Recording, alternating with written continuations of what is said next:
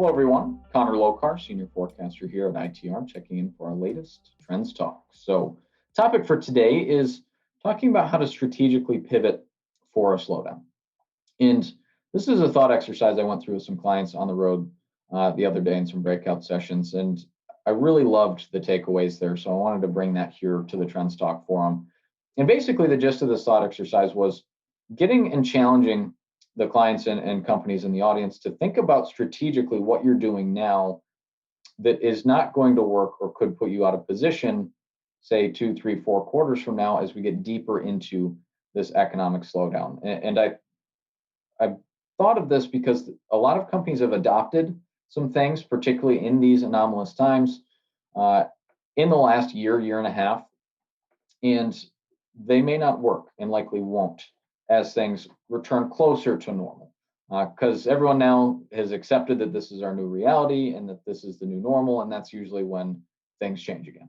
So, some of the ideas, that some clients, brought to me that I wanted to share is, thinking about obviously pricing. Most clients of mine have experienced pricing power right now like they've never seen before. In many cases justified based on their input cost acceleration, their labor cost acceleration, but also because their supplier or their customers have had nowhere else to go. They've just had to accept those price increases on down the line because there is no sourcing alternative. And that works now in an environment where demand is vastly outstripping existing supply, but that rebalancing could put companies out of position, say if we're still trying to run the pricing freight train down the track, say late this year or particularly into next year, as we start to see some supply chain normalization and some supply side rebalancing that could ultimately start costing you business.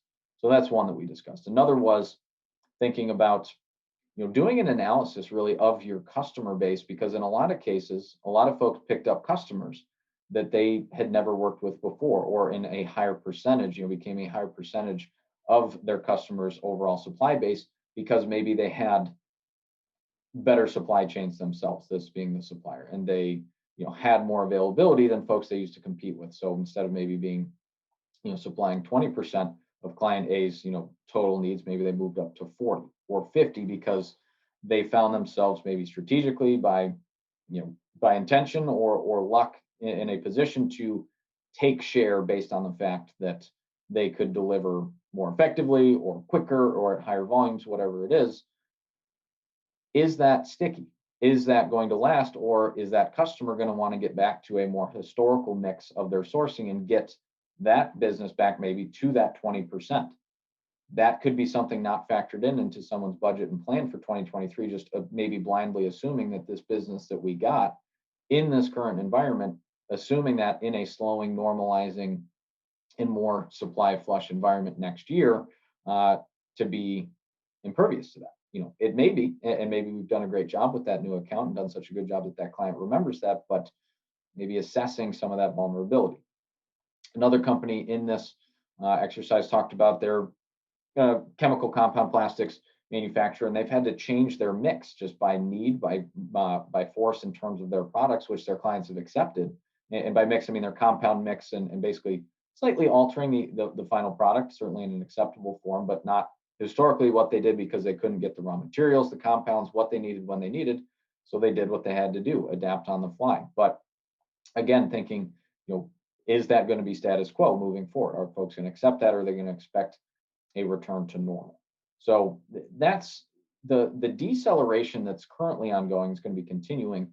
It's going to bring us back closer to what was historically normal. So that is, I think, is a great thought exercise as folks start to think about 2023 is really ask your teams and think about what are we doing right now that, and this is even in normal economic cycles that aren't quite as exaggerated or bizarre as what we've experienced lately.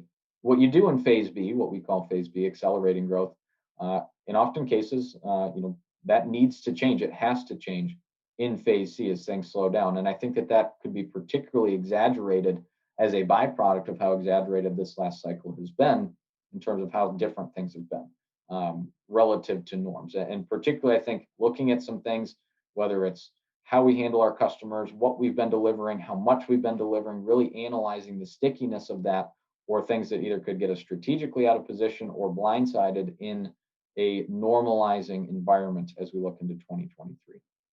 So asking those hard questions, thinking about looking at this upcoming change in the business cycle, this ongoing deceleration that's going to look different from 2021 and how parts of the economy have looked in early 2022, and making sure, are we strategically positioned adequately for where we're going, and making sure we're not stuck in a strategic position that worked for where we've been and where we are currently.